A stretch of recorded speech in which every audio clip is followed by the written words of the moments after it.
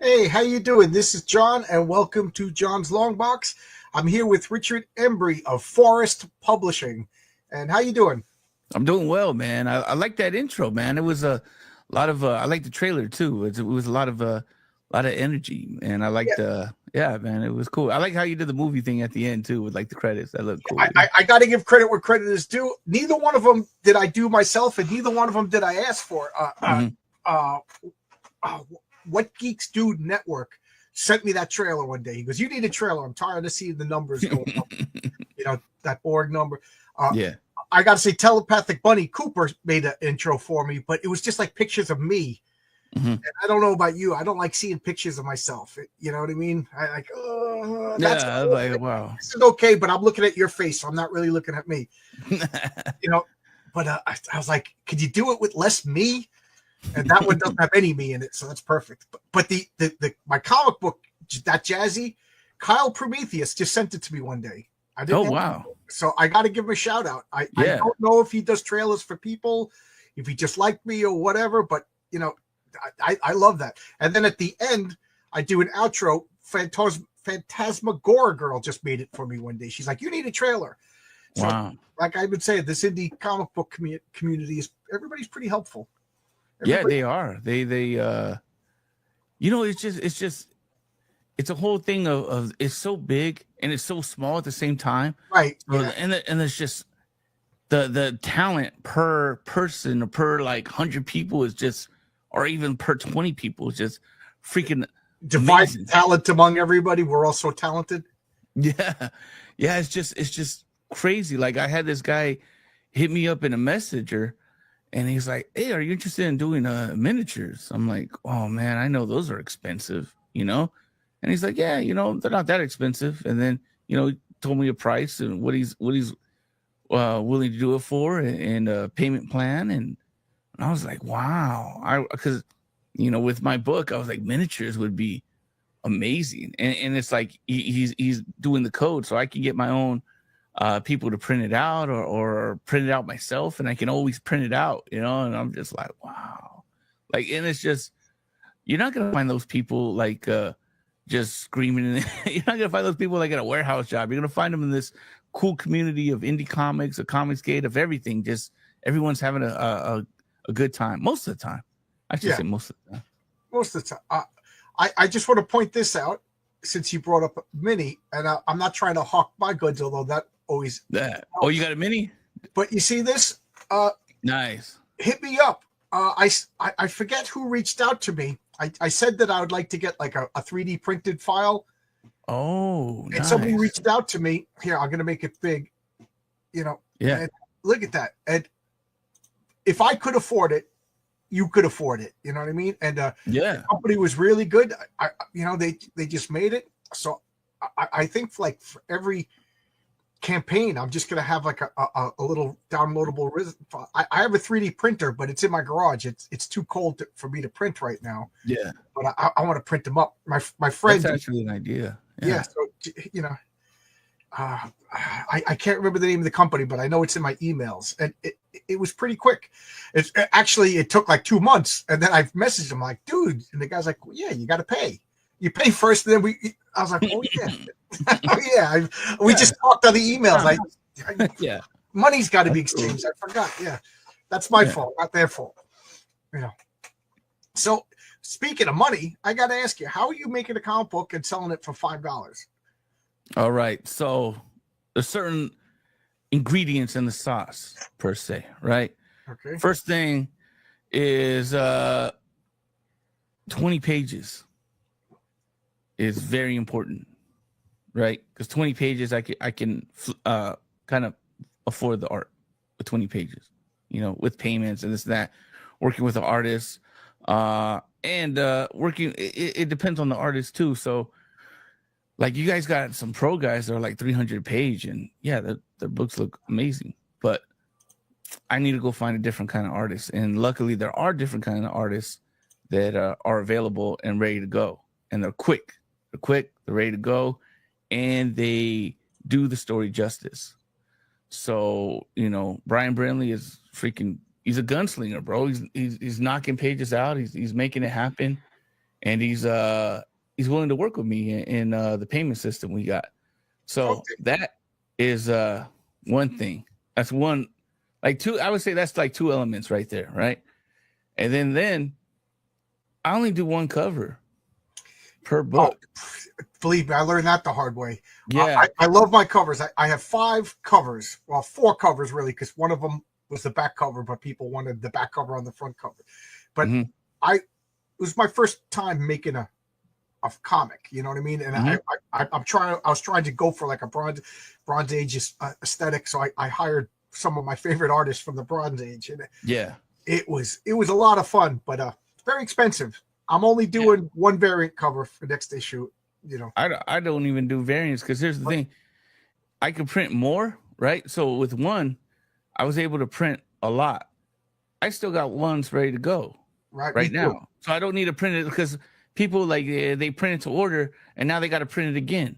So now that cuts into profit for 2. But if I just kept it one cover, print enough, not a crazy amount. You can't do a crazy amount, but realistically, in the next 3 years, excuse me, what is going to be how what is reasonable, right? So how fast am I going to make my money back versus what's going on, right? Or con tables, convention tables, signings at free comic book day, events like that. So I have inventory for that, right? I don't need to print up anything for that. So just one cover has been a real secret, because once you go into 2 covers, then the price per unit is just like evaporates. You got to sell it for like $10, because you're probably getting it at like 7 to print, 5 to print, So, but when I do it, you get around like 1,500 to 2,000, right? That's like $2, $3, right? So that's how it's happening, right? And now I overprinted. I'm not gonna say a lot.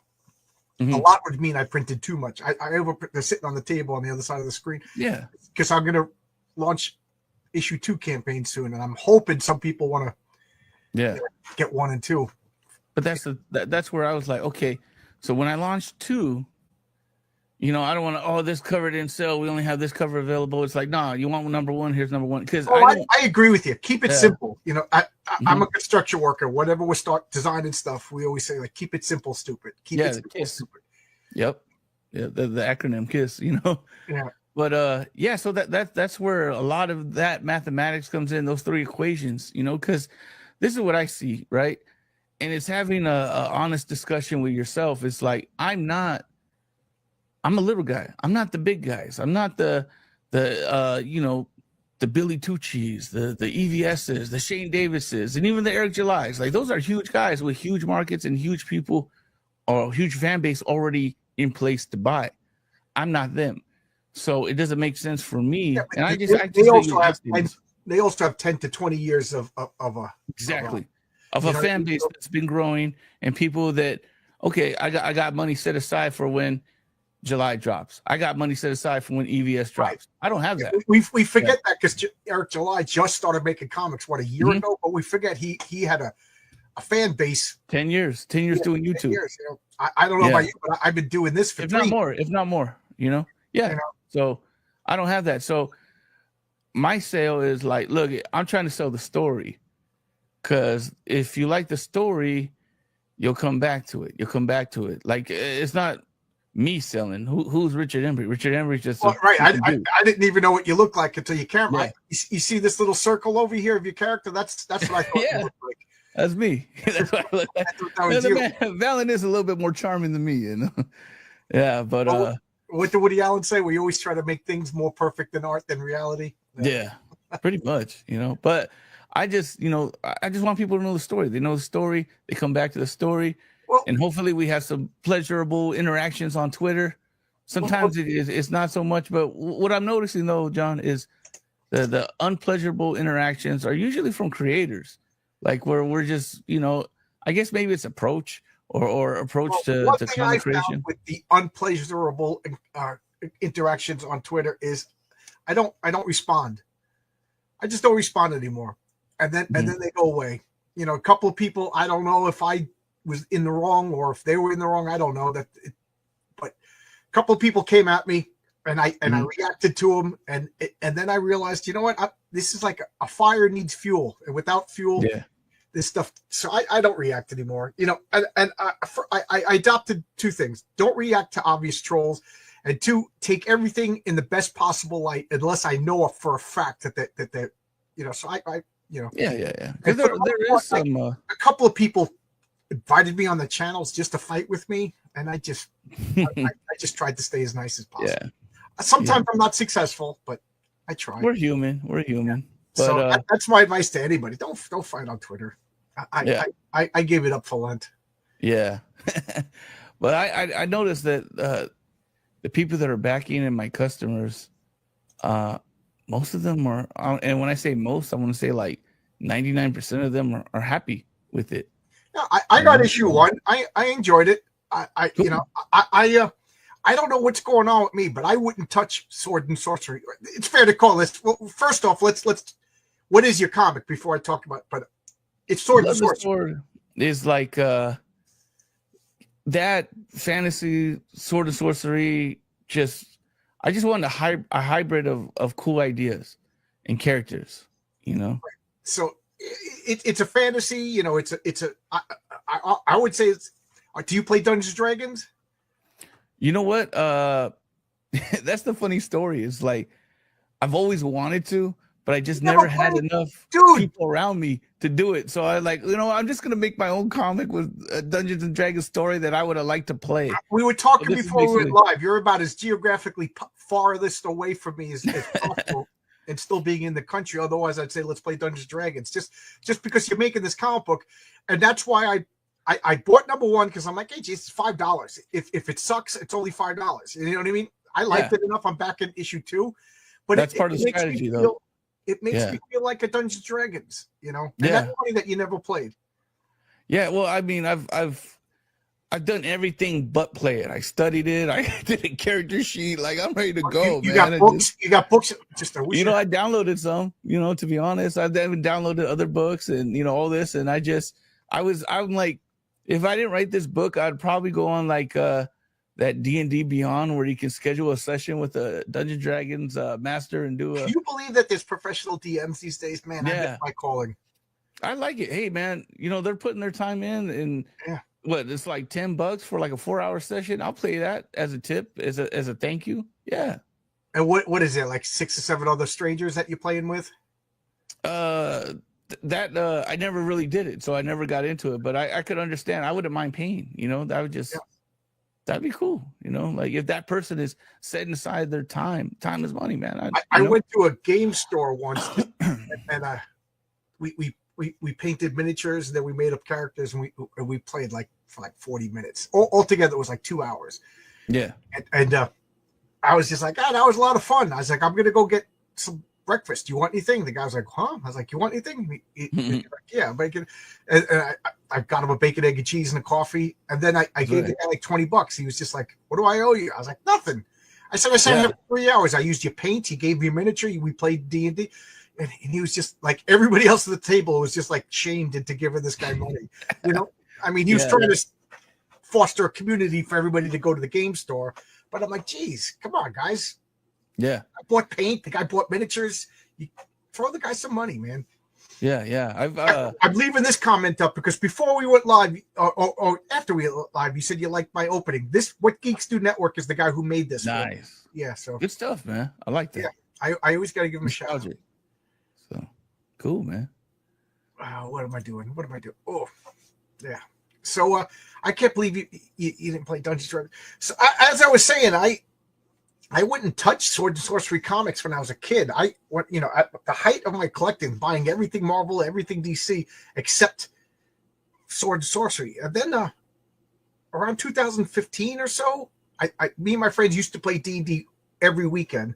And then life caught up with us, you know, and moving around and COVID and craziness.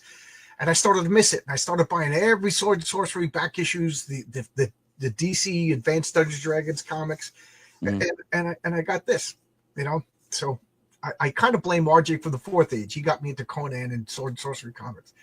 Nice. Yeah. I'm still blown away that you haven't played. Can I play the trailer? Yeah, sure. Okay.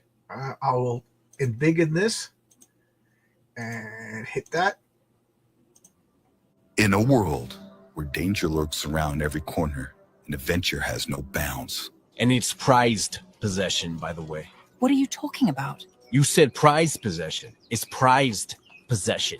You seem to notice everyone's flaws but your own. Our two heroes return to a kingdom in chaos and a prince whose life's in grave danger. Something I said?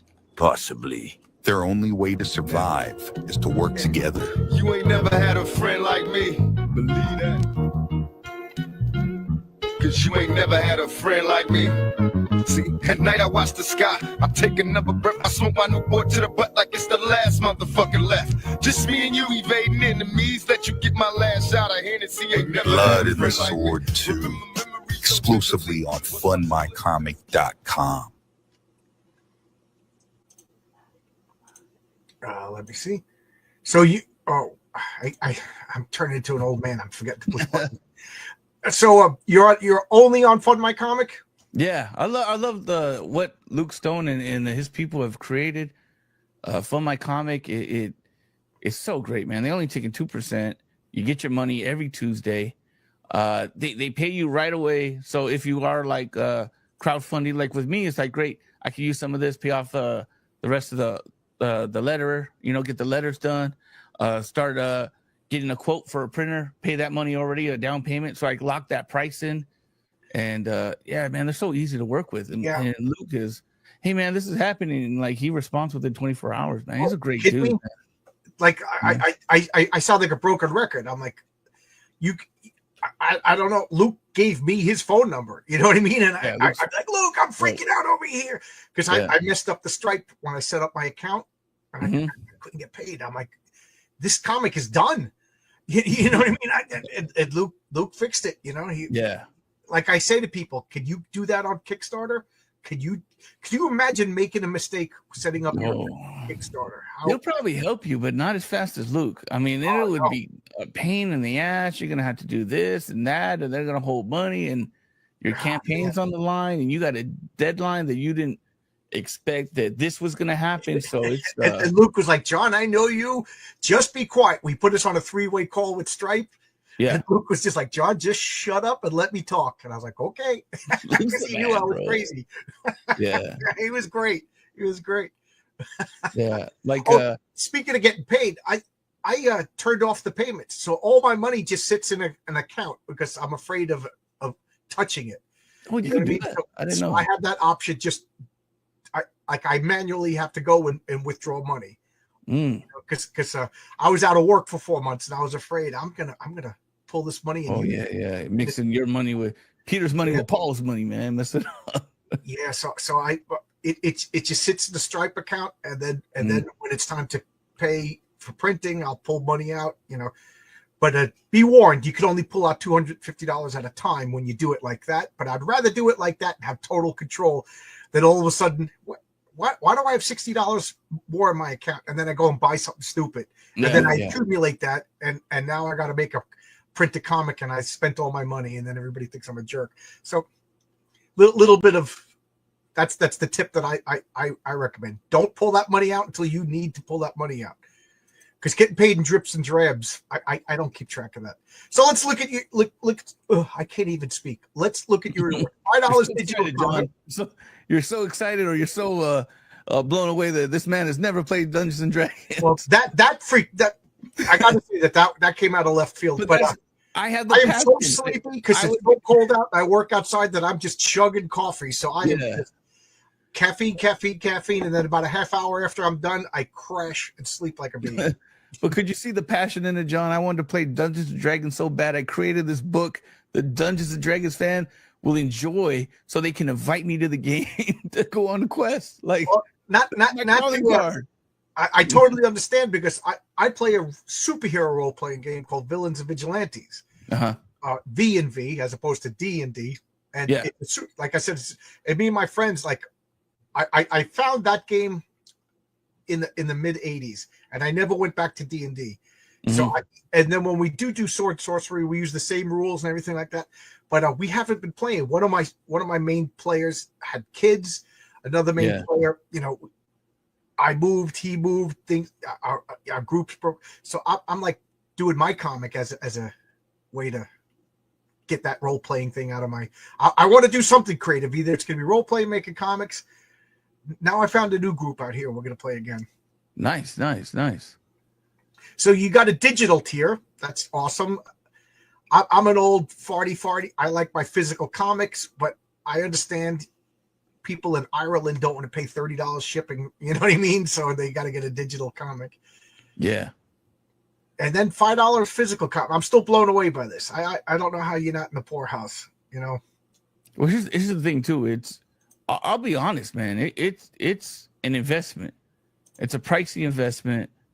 And I'm fortunate and blessed to have a career that can take that chance, And I'll be honest too, with the first comic. So here's how the Blood of the Sword kind of came about too. I launched one comic, The Last Goodbye. I already had the art done. I just didn't have colors. So basically I was launching for to get it colored, to get it lettered, got it lettered by Eric Weathers, and to get it printed, right? That's The Last Goodbye right there. Oh, The Last Goodbye. Okay. Yeah, so you had a comic before this called The Last Goodbye. Okay, yes, I misunderstood. Yes. Okay. So then I came out, I was like, oh, okay, I have the artwork done, and now I'm going to come out with this, and I'm going to completely crowdfund it. But I didn't have the fan base. I didn't have the time in, even though I had enough trust with the audience and enough backers to back that. I didn't have enough for this Western comic. So it's like I spent a lot on 3 covers, just it was just bad, and I ended up just refunding everyone their money that had invested or crowdfunded or backed at that time. Got squared away, and then I just kind of went away. And, I was still watching comic book streams and stuff like that, but I wasn't really like, promoting or, really in the community, like just here and there. And I ended up playing craps. And craps, I don't know. Do you ever gamble? You ever go to the casinos? No. I have what is known as an addictive personality. I won't gamble. I won't cheat on my wife. I won't drink, and I won't do drugs because I will not stop. Yeah, so I just get. If you know that about yourself, yeah. So anyway, so how crafts came about is, got to go to Walmart. Walmart's right by a casino, so I'm like, the wife always likes to go into check out the clearance aisle, check out this, check out that. And I'm just like, oh, dude, I just want to be home. I'm like at work like 10 hours a day. I want to be home. So she's like, why don't you just go to the casino, get a beer, watch the game, and I'll call you when I'm done. I'm like, all right. And then I started winning at craps, and craps is too complicated. Even when I do, I'll play gambling games with my friends. But I won't go to a casino. But craps, they try to explain it to me, and I'm just like, let's play poker again. Oh yeah, it's a little complicated, and it's like a little crazy, and it's still, the house always has the edge. Oh yeah. But I found out a little system: just get in, get out. Either you're gonna win big or you're gonna lose small. And yeah, man, I turned like 700 into like 3,000, 350. like so.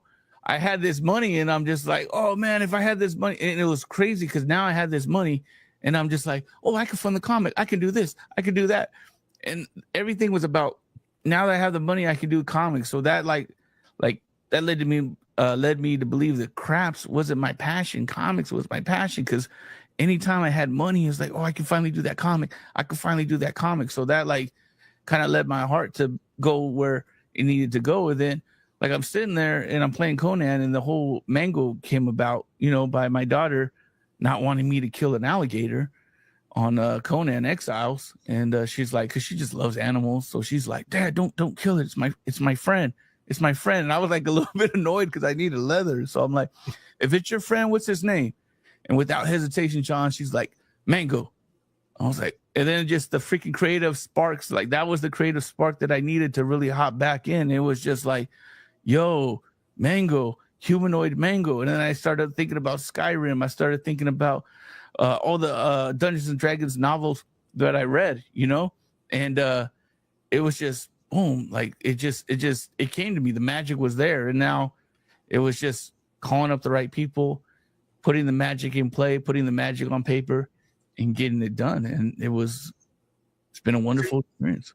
And like me, you have a full-time regular job, and you're a writer. You don't draw, you don't color, you don't do that. No. I pay people. I'm a professional payer. Yeah. That's what we are. Everybody on my team made money on my comic but me. Yeah. Yeah. But here's the thing. They made the money, and that's great because talented people deserve to get paid. Yeah, I feel bad. I wish I could pay them more. Yeah.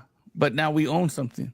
So it's like, and that was another thing too, is like my daughter, she's so creative. She wants to do this. She likes drawing. I'm like, well, maybe I could get her an IP with this gambling money. And I wanted to raise money for the second campaign, but I had a new baby, and it's weird. It's like, nah, I can't, because when I did that, it was like I could afford to lose that money. Not all of it, but I could afford to gamble. I could afford to lose what I came to play with.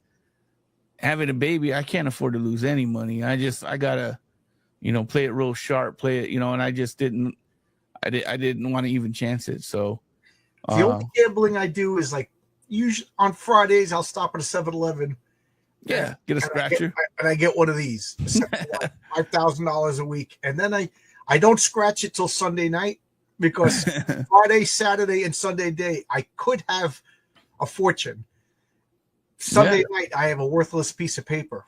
Do you go into work? Do I go into work on Monday? Do I call off? Yeah, I got a scratcher and 8 hours of PTO. Let me know what I'm doing. I get it. My wife and I daydream, but every once in a while, what would you do if you win the lottery? And it's funny that you said it, because it's always like, I could afford to make more of the comics that I want to make. Yeah. I could retire from work. I could make comics, and then she's like, could you help my church? That if we're rich, I'll help you church. She likes them. They make her happy. Right. And then fix up this old beat up house that I live in. There you go. That's it. Help my wife's church, make comics, fix up my house. I'm a pretty simple guy. Yeah, I mean that's pretty much it. You're not trying to get a pet tiger or something, are you? Yeah, at my age, I'm kind of understand. I'm not going to be Mr. Multi-millionaire. You know what I mean? It would be stressful. Like all of a sudden you're rich. Like what would you do? I got 7 brothers and sisters. I can't tell anybody. So guys, if I ever win a lot, I ain't telling you guys, because I got. You're still streaming at the same hours.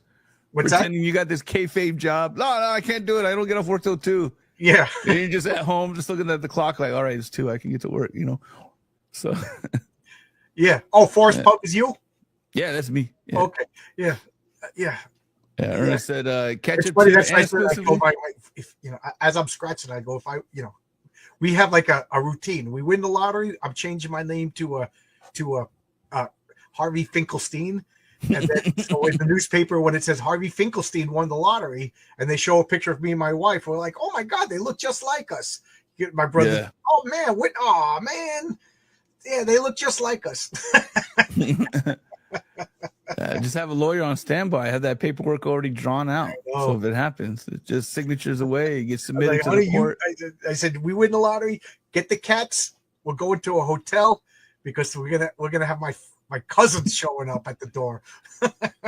That's what I said too. I was like, if I did that, I'd probably like get the Mexican, mask, the wrestling mask, the lucha libre. Just me, the wife with the mask on, the dog has the mask, and just the whole family, the lucha family. Because I think someone did that. They put a mask on. Yeah. What he went with that ghost mask, because supposedly you have to. It's part of the lottery. At least the New York lotteries, you have to, get a public. You have to put your name. But I was just reading again, like every working class guy, they read the lottery, but they say like you got to get a trust fund, and then the trust fund's name goes into the newspaper, not your name. Yeah. Because I read some guy in North Carolina, he only won like $360,000, and he was murdered before he even cashed in the money. Dang, that's crazy. Yeah. I put it in the private chat because I know you're a tabletop guy. One of the guys I had on my classy talk was DM Blackwell. Okay. And he has, like, if you're a fan of the $5, man, he has his now it's like $7, but it's a PDF of his game system. Oh, cool. Dude is working with, like, he's a creative dude, the tabletop guy is like whole life, and he's working with a like a mathematician guy. So they're getting the system together, and it's pretty fun. I would recommend having him on if you're like, Cool. Yeah. you love the tell him to reach tabletop. out to me. Tell him to DM. All right. Yeah. Yeah. Great dude. I wanted to get my characters and play in his system, and I was hoping maybe Katie would play one of the characters, and I'll get someone to play Mango, probably Chris Bacon, to play Mango. I just grabbed one of my cards, Nice. On my but on the back it has The stats. Village Vigilantes stats. Nice. I wanted it to look like, because Village Vigilantes came out in like 1982, so I wanted it to look like retro, like 1982. Like, Yeah, it looks great. I like that. I'm a fan of nostalgia. Like, the other day, I was watching old Jack in the Box commercials, and just like, man, we got treated good as customers. Like old Taco Bell commercials, like Jack in the Box, they had like a steak sandwich and an omelet. Like, they treated us well. Now they just give us slop with who knows what's in it. What chemical and preservatives in it. They don't care about us. So my wife and I were talking about when we were kids going to McDonald's. Like, Mm-hmm. the whole restaurant looked like a playland. Like the seats looked like Fry Guys. They had like plastic, It was and fun. I remember they had a grimace, and you hit the button, and like a ticket would come out. Like, you didn't have to put any money in it. You just hit the button, and a ticket would come out. And most of the tickets were worthless, but every once in a while, you'd win something for free, and it was just like some bullshit thing. But a little kid, it was the greatest thing in the world. It was something. It was great marketing. It made you want to go back. And now you go to McDonald's, you're happy if your order isn't messed up. Like, how low have our standards become? Oh, you go to McDonald's. Oh, I got my fries. I got my burger. Yay. Yeah. You're just expecting incompetence. But Robert F. Kennedy's going to bring back the beef tallow, so the fries and stuff will taste good again. Ooh, nice. That's my biggest hope for the future, is all the because nothing tastes like it used to taste. White Castle doesn't. Oh, you don't know White Castle. Yeah. White Castle doesn't taste as good as it used to taste. I mean, we're suffering with like Taco Bell meat doesn't taste the way it used to.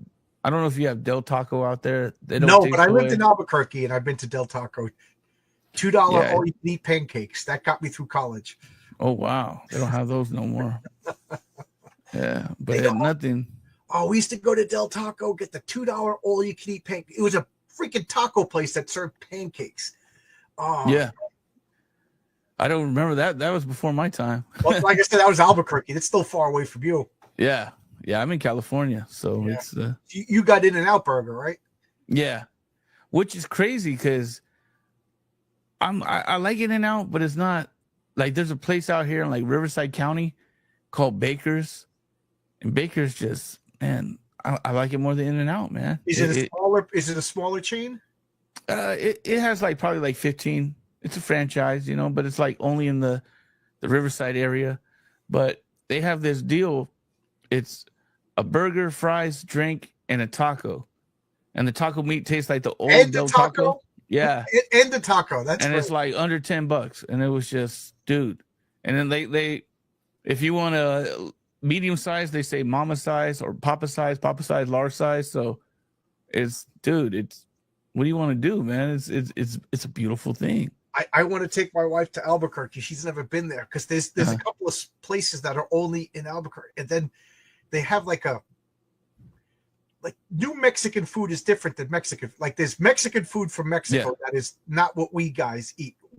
Most Americans, we eat Tex-Mex, and I love Tex-Mex. Mm-hmm. And then you can get authentic Mexican food that is delicious, but it's different. And then there's New Mexico food that is just, it's not quite Tex-Mex, and and I only get, and I crave it, and I try to cook it out here, and I get stuff flown out here every once in a while because I have a craving.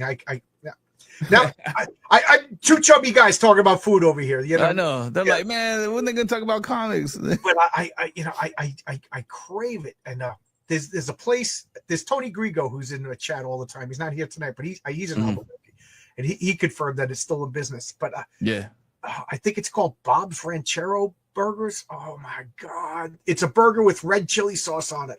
And when I say red chili sauce, everybody immediately thinks it's salsa. No, it's like a marinara sauce, but made out of chilies. So instead of tomatoes, it looks like spaghetti sauce, red chili sauce. You know, some people call it enchilada sauce, but oh my God, my mouth is watering thinking about it. And it's so freaking hot, your lips burn, but it's not painfully hot, and it's like a smoky red chili sauce. It's so good. My mouth is watering thinking about it right now. Yeah, if you're in Vegas, there's this restaurant. It's like Maria's something, right on the strip before you get to the Strat. Man, they had the best tamales. I don't know if you like tamales, but since Christmas, like I got their tamales. I thought it was on Vegas. I'm like, oh, it's on. I mean, it's on the strip. The tamales are like $5, $4. So I'm just thinking they're still going to be little. They just ranked up the price, right? And Dirty Patty says, "You two, I'm eating right now." Imagine if we were talking about buying comics. They might be buying comics right now. Well, I don't know about you, but I used to go to the comic book store on Wednesdays. Yeah. And then go to okay, I'm going to go to McDonald's. I'm going to every week I went to and I would sit in the parking lot and read comic books with a Whopper or a Big Mac or White Castle. You know what I mean? That's the times, man. Comic books I love that. It was like my time to just concentrate on the Avengers, a taco. I married, not married, single, dating. It was just like Wednesdays. I'm going. It's me, couple of hours, chit chat, talk about Batman fighting Spider-Man in the comic book store, and then sit in the parking lot and eat. And it was just like, don't cook for me tonight. I'm going to the comic store. I miss that. I miss that. Yeah, I miss the comic book experience too, because I love going to the comic book store and just picking. Like, it was weird. My brother was like laughing because I would always go in there, get comic books that I want, and I kind of have like a pre-plan of what I wanted, and then I get out, and it was just the whole experience was just so freaking like awesome that I'm like, what did I buy? And he's like, you don't remember what you buy? And I would have to check off to make sure I got everything, because I just like the comic book store I would go to would be like Chino, Comic Madness, and they're just freaking amazing people there. Like I forgot the guy that runs it. He's like a huge Punisher fan. Just amazing, just awesome people, man. One time we were having such a good conversation. He begged and boarded the comics, but didn't charge me. He's like, "Have a good day," and have a good day. And I drove home, and I was halfway home, and I call him. I'm like, "Hey, did I pay?" And he's like, "No." I'm like, "I'm coming right back. I'm sorry." He's like, "Bro, that's so cool." When I got back, he's like, "Bro, you got 10% off for life, man. That's freaking dope," And I'm just like, "Nah, man, I don't come here to, I had a pizzeria, and like a couple of my friends would come in, and they just expected free pizza. I'm like, "Dude, you gotta pay, or the goes out of business. You like the pizza? You gotta pay. Once in a while." Because I was thinking he was probably gonna have to pay for it. Yeah, and they're making money, but they're not making that much money. I don't, I know he's the manager, and a couple of the construction guys, they all would pool in and buy a bar, and then within 2 years they were out of business because they bought a place where they could and their friends could drink. And it's like, you got to join. You got to pay. You know what I mean? It's a clubhouse. It's not a clubhouse. It's right. It's a bar. What you guys should have done was just all chip in and drink in your garage. Set up your garage. That's what you want, not a business. I got a comment about LE, the Final Metamorphosis. Yeah, I used to pick up new comics on Wednesdays and go eat at Roy Rogers and eat. It's funny that you said that because my wife and I were just talking about Roy Rogers. She's Canadian. She's never been to a Roy Rogers. And I worked in a supermarket, and next to the supermarket was a Roy Rogers. And I used to, every day that I was working, I'd run to Roy Rogers. Roy Rogers, it was the best. And then all of a sudden, they all became Wendy's. And that's what happened. Roy Rogers. The only time I see Roy Rogers is if you're driving on the interstate, at truck stops. But then you get a burger that's under a heat lamp for 45 minutes, and it's not the same. But I would love to know: is there a Roy Rogers anywhere in New York? I would drive. That's how much of a disgusting slob I am. How is it in New York? Do you ever take cabs everywhere, or are you in a different part? Or I used to live in the 5 boroughs. Manhattan. New York City is 5 parts. Everybody, when you say New York City, they think of Manhattan, right? And if you read the Spider-Man comic books, Peter Parker lived in Forest Hills, and it was houses, but that's still Right. New York City. I lived in Forest Hills. Well, actually, I lived in Flushing on the border in an apartment complex. But you know, it was fine until all of a sudden it wasn't fine. And I moved out here in the sticks. You know, this I don't have sidewalks. I have a cesspool. You know what I mean?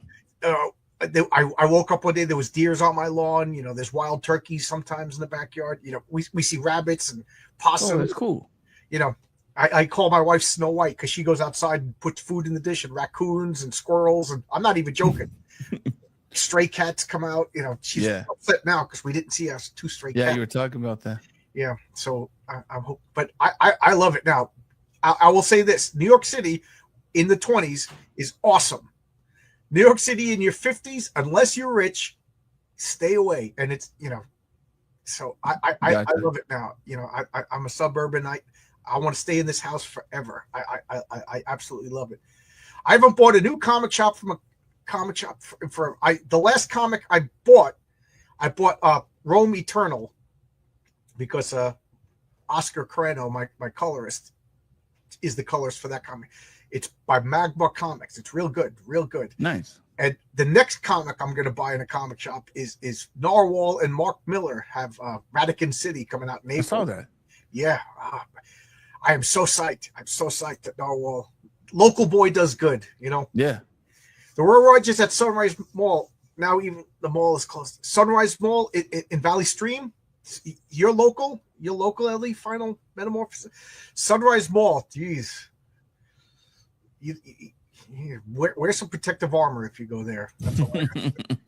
And Zatan with the blessing. I was feeling unblessed until Zatan. All right. You never go to Midtown? Oh yeah, I've been to Midtown. I worked in Manhattan, you know.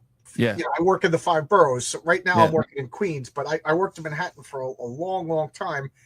And it's Midtown Comics is easy to get to because it's right by the E train, and the E train you could get anywhere in the 5 boroughs from. I gotcha. You know? So I have an account there, but I just don't go to Manhattan too much anymore. That's where I go to for online. I'll go to Midtown.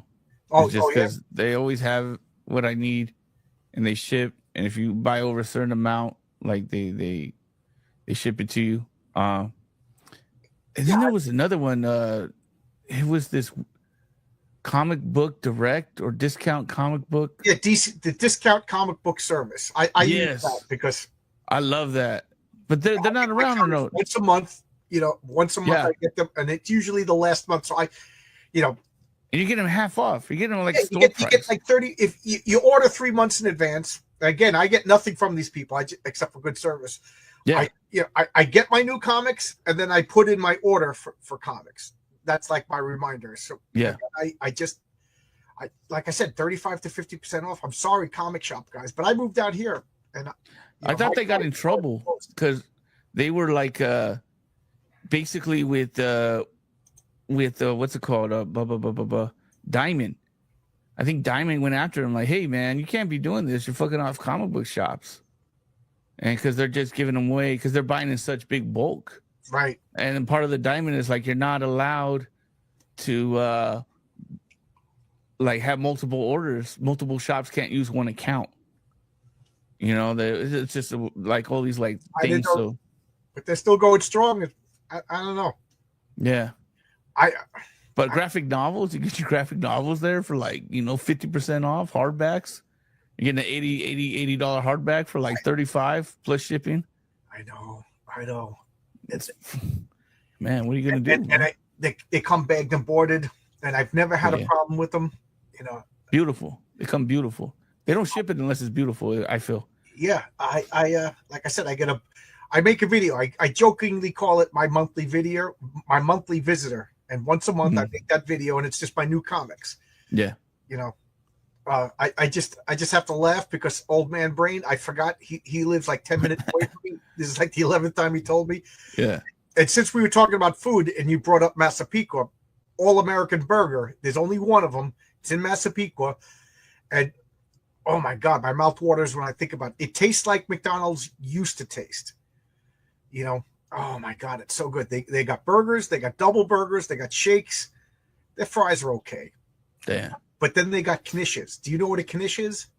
Nah. It's such a New York, Brooklyn thing. It's like a Jewish food, but it's a potato, diced up potato, like with like a crust. So it's a little square, and it's potato, and it's such a New York Jewish thing, and it's so freaking awesome. Yeah. That's cool. Old Dirty Fatty says, John, which shop is that across from the Empire State Building? Forbidden Planet. Because I used to go there when I was across from the Empire State Building, comes down, and then it like expands into like a city block, and there's just like a mall, and it's Forbidden Planet that is all around it. And Forbidden Planet used to be so good. It had like 2 locations, and I used to go there, and then all of a sudden I went there one day, and it was like a ghost of its. I think it's malls are dying. It's sad. I love going to malls, but what is it? Internet, e-commerce, Amazon just destroyed them. Yeah. Apps. Yeah, and I'm guilty too. It's just, well, everything is a. This is what I think too, John, and I want your opinion on it as well. Man, it costs so much to go outside. Gas. Then when you go outside, you got to eat. Food prices are snack prices. Everything's expensive. So it's just cheaper to, hey, I can get what I want and stay home. Yeah. Plus, and cook at home. It's just so expensive to go out. Then it's like I got to buy new clothes to look nice. It's just, man. I love being home. I have everything I want in this basement.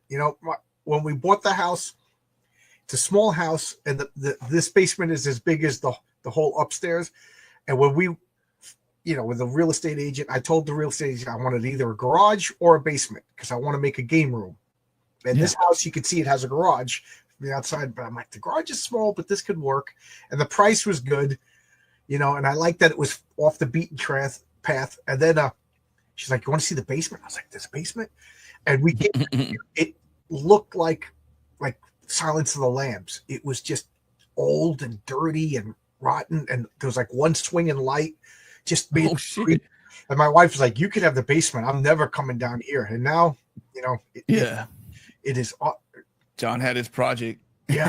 It took me about 9 months, and I never want to leave.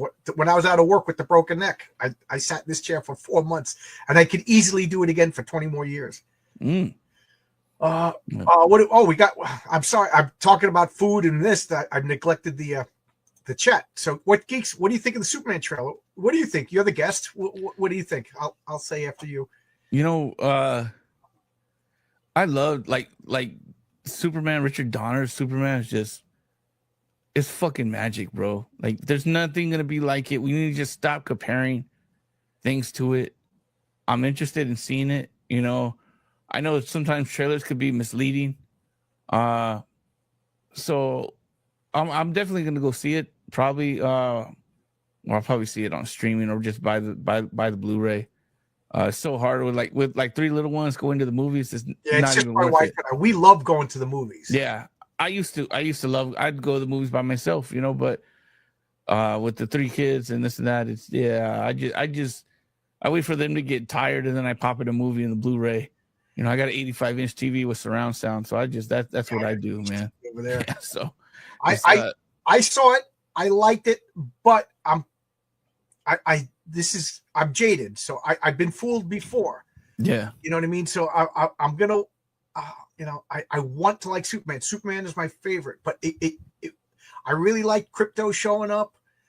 The guy looked silly as hell, but I gotta say that I can't think of the actor's name. Lex Luthor looked sinister, and you know what? I actually like the 2 actors who played Lex Luthor and Superman. They kind of have the same bone structure. I kind of like that casting. Playing off each other. One's powerful, in a physical way. One's powerful in a mental way. I know. I kind of like, but I'm not going to allow myself to get too carried away yet because I've been burnt too many times. Yeah, I'm neutral on it. Hey, Michael Bancroft. How you doing? Mike Bancroft is one of my favorite people. I love this guy. He's awesome. We have a different problem here. I hate going to shopping centers because they're always so packed. Wow. In Australia, we went to there's a mall the Walt Whitman Mall, right? It's like 10, 15 minutes away from me. And my wife and I go there once in a while because they have an 80s arcade, and it's like $20 a person, and you get a little wristband, and all day long you can go in and play pinball. And so, we joke around like 80s day, she'll take off work, or if I'm off work, and we go to the food court. I always joke. I said, you got to put your hair in a scrunchie and wear like a pastel shirt. I'll wear some high Cavaricci pants. You're gonna get pulled over for they're gonna think you're ditching. When you're dressing too young. What's going on? Yeah, the food officer is gonna think I'm a kid. Yeah, and we play video games. And then there's a Japanese store that you can get like Japanese candy. My wife likes it. It's real cute. And that's at the opposite end of the mall, and there's hardly anybody in the mall. Malls are over here in America, so it's funny. Australia's on the opposite side of the world, so maybe all the people fell out of the American malls and they're landing in the Australian malls. I don't know. Yeah, I love being home in my late 40s. Never want to travel again. I'm with that. That. Yeah. Yeah. I love being home, and I love hosting. On Mondays and Tuesdays, if people notice, I don't really stream because I have 2 different groups over. We play board games. Oh yeah. I physically friends over in person. We got a pizza. We play. Hey, hello, Katie. Did it come with a root cellar? No, but it came with right behind me. This wall didn't exist. I had this wall built up. Behind me is my comic book room, and behind on the brick wall was a drawing of a clown, and it said Gina the Clown, and it was creepy. My wife's like, did you take a picture, John? Please tell me you. I hope I did I think I took a picture. Before I'll put it on Twitter if I can find that picture. Oh man. And it was I gotta just see that. And my wife's like, I'm not going down there with that freaky clown picture. That could be a horror comic inspiration, John. That maybe you don't write horror, but put that out there in the universe and see if someone can flip that in. And it was just so creepy. And I put up sheetrock and everything like that. So Gina the Clown is hidden. And then I have a pole over, there's 3 poles that support the house. It's kind of sad because it's all like kids' names and how tall they were. Oh. You know what I mean? So that's sad. That's good memories. Well, that's what I mean. Like they don't have it anymore. I don't know who these people are. You know what I mean? I painted over it, but they use like. Unless one just stopped real short, like, oh, that sucks. Yeah. Derek didn't make it. That would be like, all right, Zach made it. Janet made it, but Derek is. And then it says Rachel. He's a midget, or he didn't make it past first, man. That would be like sad. A puffy paint, so even though I painted over it, you can still see it. Like if, you can feel it. And it says Rachel Love. You're just gonna sand over them, just sand them out. Like this is my motherfucking house. I want to leave it. This is John Longbox's house. Damn it, get out of here.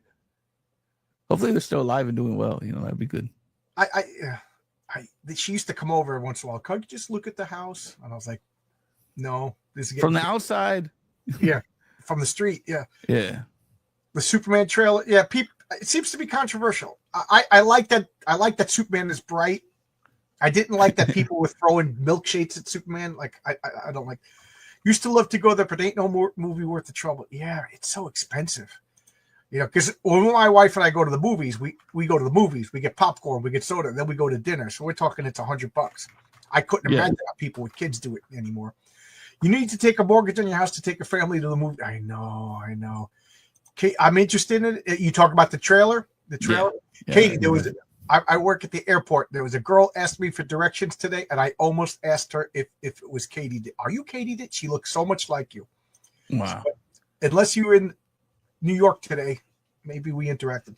Sorry I hurt your feelings, Rich. Hope you can move. Okay. Oh, somebody hurt your feelings? Never. You look like you could take a punch. Oh man. Superman was beat up and miserable. Yeah, that was my red flag. I want Superman to be hopeful, but something tells me that I think Ultraman is in it, and Ultraman does some, and I think the same actor is playing both characters, and I think that's what's going on. People mistaken Ultraman for Superman. Luthor looked like Egghead. Swap Beast for Lex. Oh yeah, that's right. He played the Beast. Yeah. Yep. I used to go to Yestercades in Red Bank. Oh, you're a Brooklyn guy? I've been out there. It's hilarious that they named the wall Yeah, well, Walt Whitman is from around here. Yeah. Yeah, they're banging here. Okay, I don't know what's Talking about he's talking about the malls. Okay. That's What you think of it? Like, what said they banging, man? Are they gangster banging, gang banging? What's going on? Like that could be a lot of. Okay. Chat amongst themselves. Don't worry, Mike. I got your back. Bancroft, I got your back. I know what you meant.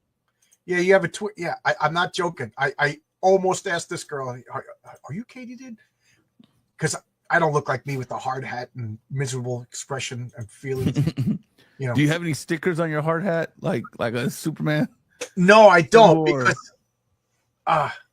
you don't want to give away your identity as John Longbox. Place and or you know, like a lot of guys, like they'll polish their hard hat and stuff like that. Like today, I had to lay down on the ground and get underneath the machine to work on it, and then you get like grease on the hard hat, and then guys will polish it and clean. I'll just grab another one. You know what I mean? So, yeah. But it's these safety guys. I'm laying on the ground with my head underneath the machine, and these guys will bend down with a flashlight to see if I'm wearing a hard hat. I'm like, what's gonna hit me? I got this much clearance. You know, my nose is touching the top of the machine. There's nothing that I could bang my head on, but whatever. My friend helmet. As soon as I said it, I knew somebody was gonna. I didn't expect that from you, Michael. I expected Marcus, anybody else but you. Michael surprised you, man.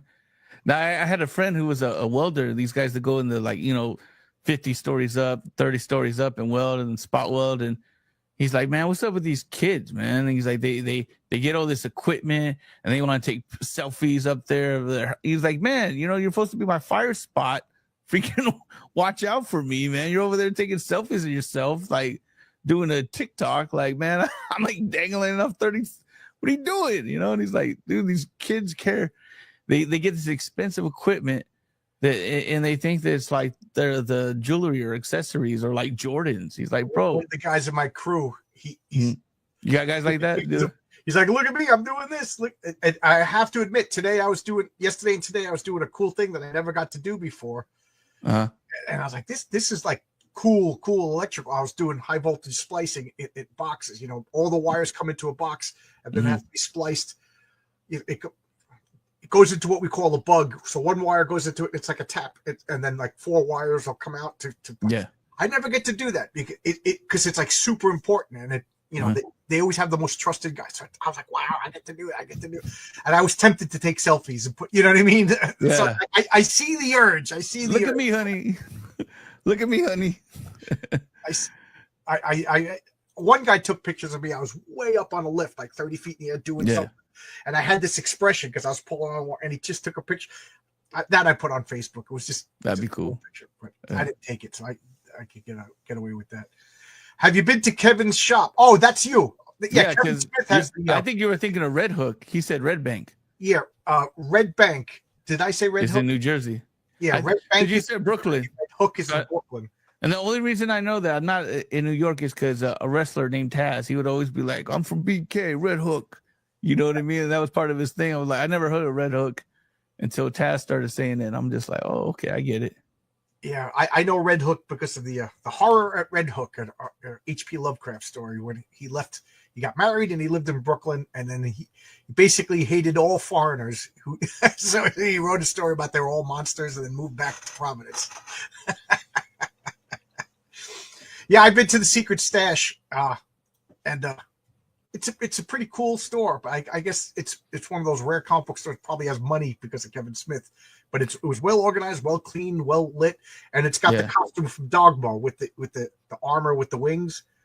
Nice. At least it did when I was there. It's pretty cool. Did you see any of the guys that work there? I saw. Excuse me. If you watch that show, Comic Book Men. Yeah, that's what I was asking. Yeah. The one guy who ran the store, he was there. Walt. Yeah, I don't remember his name. Yeah, my brother, that big doofy blonde guy that doesn't know anything about comic books and just drove me crazy. So I stopped watching that show. Oh, that's probably. I don't think that was Walt. I don't know. The guy who directed or wrote the clown movie. Ooh. I think I know you're talking Brian, huh? He has a big beard. Brian Johnson. But there's 3 guys in that Comic Book Men show. Yeah. Like an Asian guy, a white Yeah, guy, yeah, that's and mean. then Kevin Smith's childhood friend, who's just this big blonde guy who's just the epitome of like all comic book people, except he doesn't know anything about comic books. Did he have a weird laugh? Always wear a New Jersey Devils hat. I think so. And That's he probably wrote Walt. and directed a movie, and Dante from Clerks played a clown. All right, so they're saying it's Brian Johnson that. Oh, that okay. did Yeah, the movie. I'm The glad- guy Walt, my brother bought from there because he wanted to get I guess like a lighter. My brother was collecting lighters at the time, and Kevin Smith had like a lighter or something or Dogma or whatever, but he bought it there, and then it didn't get shipped, and he was like called up and he's like, yeah, Walt picked up the phone, and Walt was like, oh yeah, we shipped that already. I don't know why it hasn't got to you. And then like the day he called had the shipping date of that day. So Walt like, oh fuck, and he shipped it out. But he was never like, oh, I don't know what's happening. I'll look into that. Let me look into tracking. But like he probably figured it out, didn't call him back, and just shipped it out. And I think he threw in some extra goodies, So yeah, it happens. yeah. But it's a good, well-run, organized store, and it's funny because while I was there, it was during the time that Kevin Smith, he just finished his Green Arrow run. So if you went and you went to the Green Arrow section, every Green Arrow comic by Kevin was autographed. So I was like, I already have these, but do I want to buy them because they have Kevin Smith's autograph? But I've since fell out of love with Kevin Smith. Oh yeah. Walt's a jerk. Me and Mike are nice. Yeah, the other two guys were nice. I just Mike's the expert. He's like the comic he book knows expert. a lot. Yeah. He and I think if I remember correctly, he had a huge collection, and there was some weather thing. I don't know if it's a flood or whatever, and it damaged all his collection. And so he was out trying to buy keys, and people were donating to go out and buy some keys that he had that were like essential, but he got wiped out. It was really sad. Oh, that is, I hear stories of people losing their comic collection. And then 3 days ago, I heard the opposite story. There's a guy, big muscle guy that we wait for the train. He's a principal of a school, and he's built like the Hulk. No, wow. And he's into comics. He bought a copy of my comics. We're always talking about comics. And he says his brother-in-law, who's an a-hole, just always a get-rich-quick scheme guy, he bids on storage units. People abandon their storage units. Oh, yeah. So he bid on this. It's not even open. You know what I mean? It's closed. They're not showing you anything. And it was filled with comics. Amazing Fantasy 15. Wow. Since the guy, he's got like millions of dollars worth of comics. So, I'm like, the guy's not even into comics, and now he has like amazing. And me and Keith would like, we've been dying for that comic our whole life. Clerks 3. Oh my God. Hey, Matt's starting trouble. I'm surprised his wife let him on the internet. It's okay, Matt. Clerks 3 was annoying at first, but when you won me over in a fitting end to the, I gotta say, hey Matt, I don't want to say anything bad about Kevin Smith. I'm trying not to say anything bad about anybody, but when did he just start crying? I guess when he lost weight, he just started crying on the internet, and I don't know. Yeah, all the old fashioned. I think with he started. Didn't he used to be real straight edge, and then like he started smoking weed and got emotional, and I think that would just lack of testosterone because you're getting older and not really working out. I think that like had an effect on him. And then he almost died too. Like he had a bad heart attack. Yeah. Yeah. So I can imagine coming back from that and the loss of his parents, the loss of his dad, his mom. It's and if you're like in that Hollywood world and you're not doing like self-care and whatever you need to get your head right, I could see him like just just being emotional due to just all this stuff building out, I remember exactly when I fell out of love with Kevin Smith because I loved Clerks. I loved the idea of this guy wanted to make a movie. He sold his comic book collection. He maxed out his he did it. And I would really, and he made the movie. I'm sure people could correct me, but he made the movie for like less than $20,000, and then he made a career out of it. I admired that. I really did. But what got me was when he was he did a Spider-Man and a Black Cat comic, and it was like years in between issues, Mm. And he was just like, oh, you know, other stuff makes more money. And I'm like, dude, commit to the bit. You're writing a comic, you're writing a 4-issue series. You know, that just annoyed me that Hollywood guy, oh, it's more profitable for me to make a movie. Dude, sit down and finish the script for a movie. Sit down on a Sunday, you know what I mean? Take a day off, write the script, you know. And, well, that's why Bruce Willis was like roasting him. It's like, bro, you don't even know, like, you're a director, your assistant director's doing everything. You don't know lenses, you don't know vocal, you know what I mean? Like stuff that and Bruce Willis is like, you know, he's the man, bro. Like, you better come. He's worked with a lot of talented people, and they had like a clashing, you know, because Kevin seems like a real passionate, creative guy, but he's not a technical guy. And right. Bruce Willis is both. Like, he's like, no, I know I can do your job and my job and the producer's job, and you know, guys like that, they probably felt like their time was being wasted. So, yeah, I'm trying. What Bruce Willis was in a movie with Kevin Smith or Kevin Smith? Yeah, it was it was the one with Bruce Willis and Tracy Morgan. It was like a cop out. I think it was Cop Out, something like that. Yeah. Yeah, it was supposed to be like a couple of dicks, like what is his name? Marky Mark and Will Ferrell did a movie, and Kevin Smith was supposed to direct that. And then Kevin Smith, it was Cop Out, directed another one, and they Terry Dodson drew it. And I remember it was funny because this was back when Kevin Smith would argue with anybody on the internet, and he was bragging because I wrote a Black Cat comic that was a top seller. And right under the first comment, this was back on message board days, I said, you wrote a Spider-Man comic that was a bestseller. I mean, it was Spider-Man and Black Cat. It wasn't, you know, so calm down a little bit. You know what I mean? If anybody writes a Spider-Man comic, you got a pretty good chance of being a good, because people like Spider-Man. So knock it off, Kevin. You know, it's not like you took like a Shocker, wrote the Shocker and made a best-selling comic book because it's so good. You wrote, it's like bragging, oh, I wrote a Batman comic and it's a bestseller. Yeah. Calm down. Yeah. I wonder if that mental fatigue of because he would take on like all challengers on the internet, and then you know, the internet in real life, you're like, damn, like some of that stuff probably gets to you, and then like real life happens, and you're just dealing in a Hollywood world where there's just craziness. But I think when him and I enjoyed the most when him and Scott Mosier would do Smodcast, and they would just laugh for 2 hours, just talking, shooting the breeze, and that was amazing, man. And then they got Tusk's movie from just their episode of just them, just two friends just chopping it up. I thought that was brilliant. That was the Kevin Smith. I was like, dude, this dude's cool. I went to go see that Jay and Bob anime thing because he had select screenings in like LA. I'm sitting right behind what's that guy, Neil Gaiman and stuff, and Kevin's wife, because they had a section in the middle like reserved, and Kevin's just in the back with just smoking weed with Jay. So it was cool, man. That was like the Kevin that was cool, man. It was cool. Zach that says you really need to pick your battles on the internet. Yeah, man.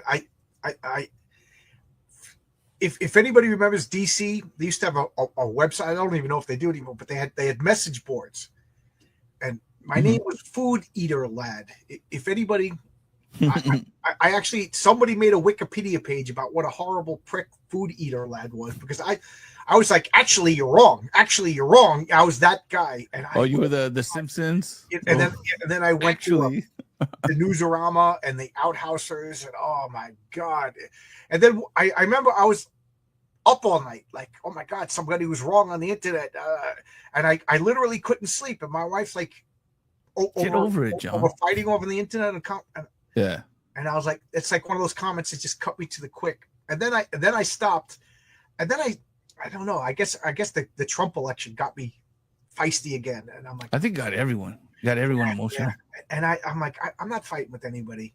You know, that Keanu Reeves, he says, if you say 2 + 2 = 5, you're right. You know, as long as you're not saying anything like cross the line, go ahead. Yeah. Say whatever you want. It's America. Yeah. Yeah. Fat Man on Batman was cool. Babylon. Yeah. That was like Tell Him Steve Dave. Yeah, now he's got to be skinny man on Batman, right? He's not fat. He's not fat anymore. Yeah, but that was. I would listen to that and just play poker, like for 3 cent, 1 cent to 3 cent poker hands, you know, and just have a just a big glass of water and just play it and just, you know, that was hours and hours of entertainment. That was fun. When you say play poker, like you friends around a table playing poker? No, online poker. Okay. Yeah, where it's like a penny to 3 pennies buy-in. So I know basically Mike Bancroft is like a pro poker player, but I won't play with Bancroft. Man. Yeah, I like my money. Yeah, I like my money too. Yeah. I like I said, I like playing I got fake gambling games, you know, like I got board games, Las Vegas, Lords of Vegas, and stuff like that. You're playing with fake money. That's a lot of fun. But I work too hard to you know, throw gambling. To me is just throwing money at strangers. Well, poker isn't gambling. That's like, oh dang, that's crazy. Poker is a skill. Yes, it's a skill. It's math. It's reading people's emotions. And I have the worst poker face. I you know, my uncles used to play poker, and then when you got to be a certain age, you were allowed to play with them. I'll never forget when I was allowed to play poker with all my uncles and grandparents, and you know, and these guys cleaned me out unmercifully. And I didn't really, because I'd be like, you know, I'd get the 3 aces. Well, like $75. They were like, I'm out. Poker guys, they just anything that how you lean forward, you know. Right. Oh. Yeah. I everything I do must be a tell, you know. Not this time. Oh. My son, he wanted to make a cameo. I was like, not this time, buddy. Later. Great. But my grandfather, he wants to say bye. He's saying bye. Bye. My grandfather, this guy had a poker face. Yeah. You know, he didn't smile in real life. He didn't smile in poker. But even with the poker face, so I was listening to this FBI guy. He's like, you can have a poker face, but your body reacts. Everybody has a tell. Yeah. And that's, how do you breathe? Do you breathe? And it's stuff you can't control. Like, do you breathe? How do you breathe? How do you posture your body? You know, he was talking about this guy. He always has this. He's like, but look at his thumbs. Sometimes they go in, sometimes they go out. So let's see how aggressive. If he's aggressive when his thumbs are out, then we know he got a good hand. So if he's holding and his thumbs are out, then you know what I mean? It's like there's little things that it's like, you guys break it down. And the guys will just buy in just to see how guys react, catch them fishing. Yeah. Gathering information. It's worth the ante. That's the game. That's the game within the game with money at because I'm smart enough to figure out the probabilities of the cards. Mm-hmm. But I guess I'm not good enough to observe it enough, because I'm too in my head all the time, you know? Yeah. Zatan has a really interesting question that I'd like to ask Michael Bancroft, since he's watching. How do you do it? Because Michael Bancroft, I know he goes into tournaments and plays, you know, so you got to be at a level. But does internet poker it's got to be a different game? You know what I mean? Because it's not like the avatar of me has like a tell. You know what I mean? The tells in the betting. That's what I would notice. Oh, Bancroft might be able to speak on it more, but what I would notice, the tells in the betting, like, do you really have good cards, or you're like every 3 hands you start getting freaking brave, like, so. Yeah. It's different, but there are timing and betting tells. Yes, okay. How fast they tell, how fast they bet. Yeah. I had a coworker. That's one of the fascinating things about my job, is like when the jobs wind down, people leave, they go to different companies. So I'm always meeting different people. But one of the guys, he was there was a poker show, like a World Series of Gambling. I don't watch that stuff. I love that stuff, man. This guy was like I don't know what the word, but like second string or whatever. You know, he made it, but not quite to the end. And runner up, yeah. You know, in our job, we have time off. Like every 3 months, they reevaluate. Like starting January 1st, we have 8 weeks off. Last year, we had 10 weeks off. You know, you're unemployed. You got to do it. So you got to adjust your finance. But this guy, when he was out of work, he would go to Vegas and make a living gambling, you know. Yeah. And I'm like, oh, good. I'm glad you told me because I'm never playing poker with you. Yeah. It's you can make a living until you can't. Yeah. Yeah. Do you know Bill Willingham, the guy who wrote Fables? He Mhm. wrote and drew the Elementals. He was a proposition player, meaning he was a professional paid by the casinos to play with people. You know what I mean? So oh wow. whatever So he takes away money. Yeah. but he would be like, okay, this guy will bet heavy if other people. So he would like play to get you to bet more money and stuff like that. You know? Yeah. Oh my! I hate to think about AI being used in poker. Oh, there you go. There's another question, Mike. Yeah. Mike Bancroft, That might bring back online casinos now. I mean, not online casinos, the in-person casinos, because now you're not playing against a AI. What does it say? All AI detectors are state of the art on big sites. Oh, all right. So we've been talking for an hour and 15 minutes. Is there anything that I didn't bring up that you wanted to talk about? I mean, I'll bring up your Man, we had a great conversation about food, comics, man. It was fun. Even like you gave me an idea with miniatures of just selling the code so people can print it out. Yeah. Oh, what's the name of the place that you get a burger, fries, shake, and a taco? Baker's. Because my cousins live in Riverside. I got to find out if they've ever been there. Bakers. So, a couple of comic book questions, if you don't mind. Is this a miniseries? Is this an ongoing series? Like, do you have? This is gonna be ongoing. This is my baby. You know, it's always gonna be $5 until inflation just really goes skyrocketed. But as long as I have money and breath, bro, this Blood and Sword is gonna in some progress. Like I already have the first 5 pages for the next one. Of course, I have the outline for the next like 6. But as far as like, you know, things ready to go, I have that.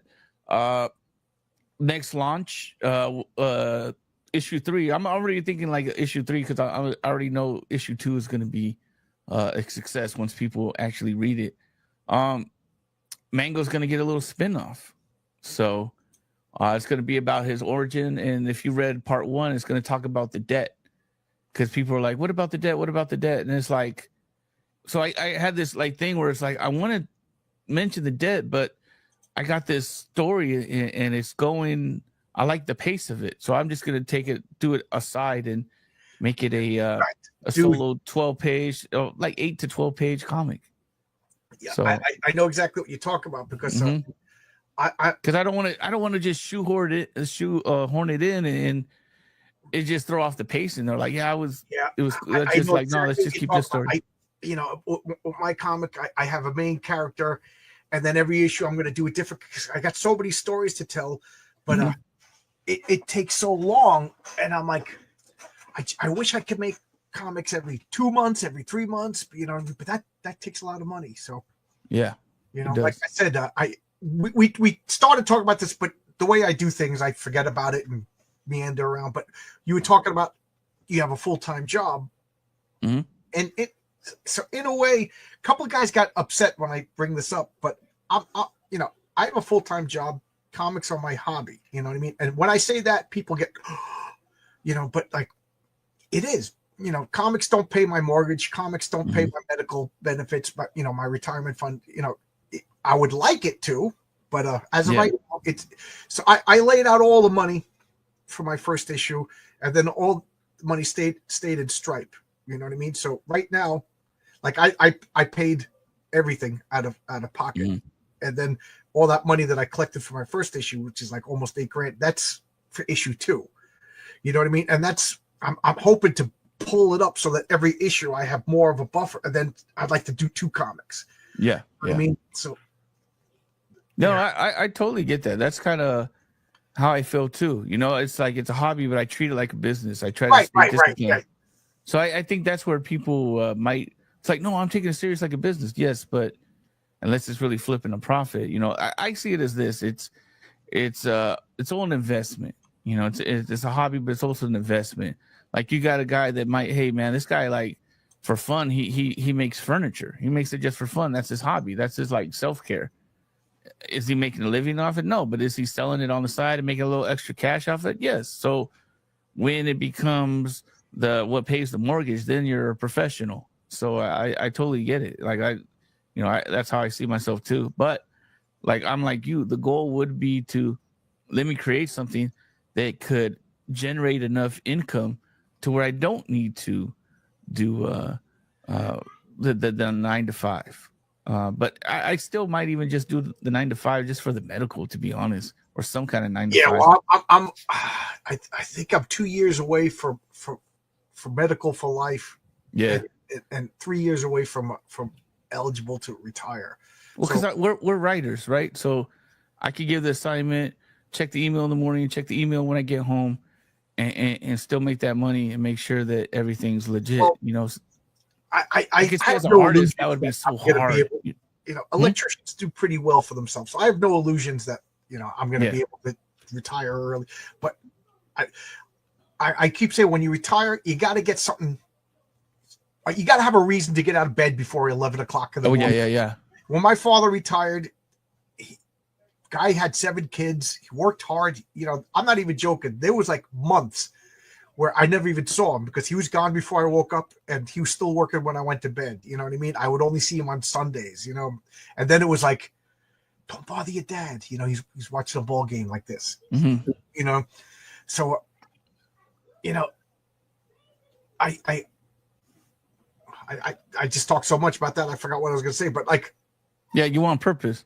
So when you retire, you want something. Retired. He didn't have a hobby because he never had time for a hobby, and he just watched TV, got fatter, and died of a heart attack. You know what I mean? It's like, Dad, play golf. What a way to go out. Yeah. I don't want to play golf. I raised 7 kids. I worked overtime every week. I don't want to walk to the next hole. Fuck that. Yeah. Give me a taco. Yeah. God damn it.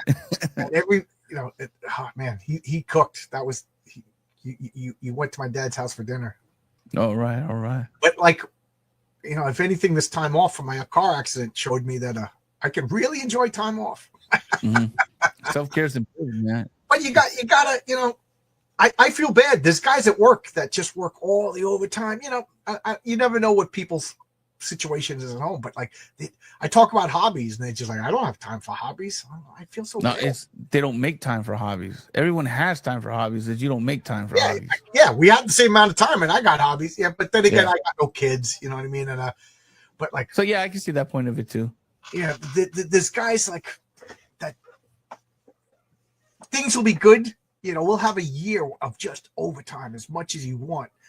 And then they'll buy a house upstate and boats, stuff like that. And then the years that it's not good, they're working all the overtime to pay for these houses and boats that their wives and their wives' boyfriends are using. That's rough. I don't know. I'm way off the path. We're supposed to be talking comics. Yeah. Who lives in California that could take Richard up and teach him some D&D? Oh man. I live so far away from everyone too. I just gave up on it, man. I'll probably just, I put in the private chat for Drive-Through Comics Horde Wars with Blackwell, DM Blackwell, and I told him dude, I want to play a game, and he's been so kind and so always offering to go on and play and host it and DM it. Of course, that's what he does.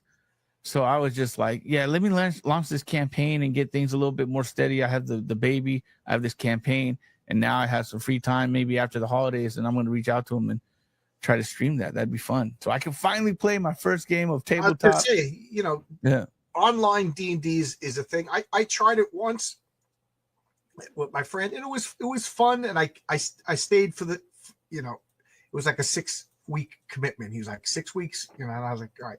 But when it was over, I said, I don't want to do this. I'd rather play in person. Yeah.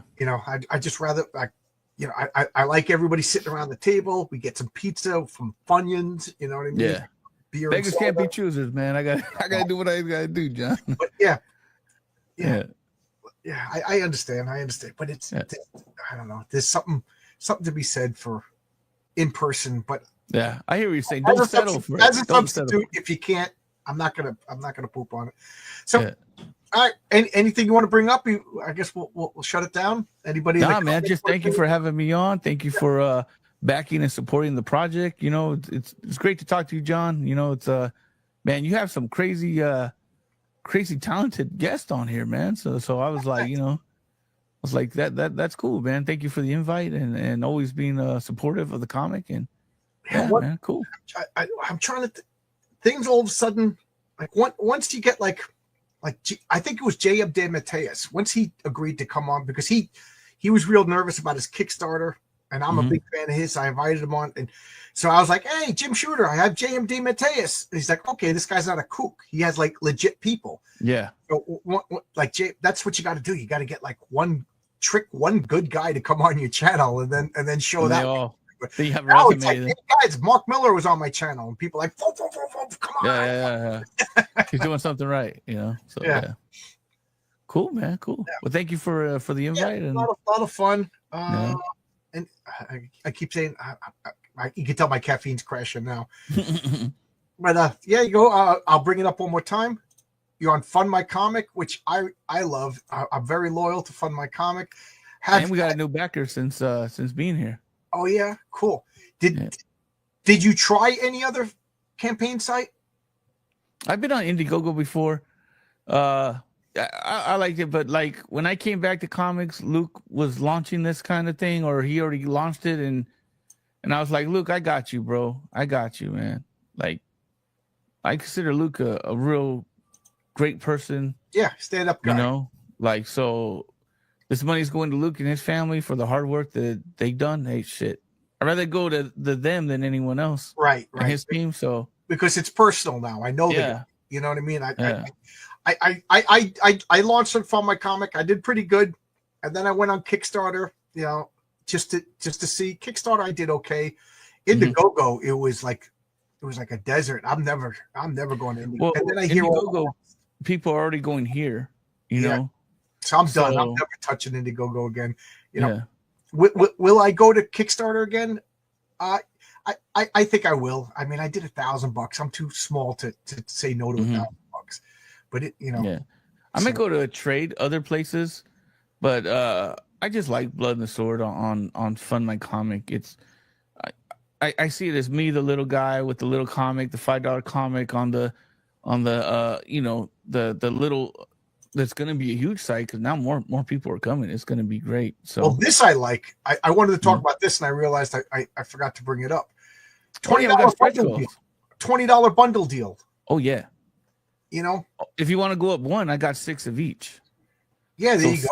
$20. Yeah, I mean, that's awesome. You know, you can buy that and give it to your D&D people here. Here's 1 and 2, 1 and 2, 1 and 2. I was gonna say the stores, you know. Yeah. That's why I did it for the stores, and they can make money off it. Yeah. I mean, I you know, I don't know. I have plans in the future. Like, I'd like to once, maybe a year, 2 years from now, if my comic has legs, I'd like to make my own role playing system. You know, I'd like to. I have ideas, but you know, ideas are easy. It's you know, making it is hard. Expensive. Yeah. Cool, good man. Look, man. I'm gonna go eat my dinner and go to bed. All right. I wish I had a burger, fries, and a taco. Look at Bakers on YouTube. Maybe they might have some commercials of it. Do you have Lottaburger? No. Oh, because Adam Lottaburger. No, we don't have that. Adam Miller, who did that card set. I think his father or father-in-law is the owner of Lottaburger. Wow, that's cool. Yeah, my mouth just watered thinking about it. I'm such a all right, cool, man. All right, good night, everybody. I'm right. starting to get sleepy, and I'm gonna start saying stupid stuff if I don't end it now. All right, Later. See you guys. Bye bye.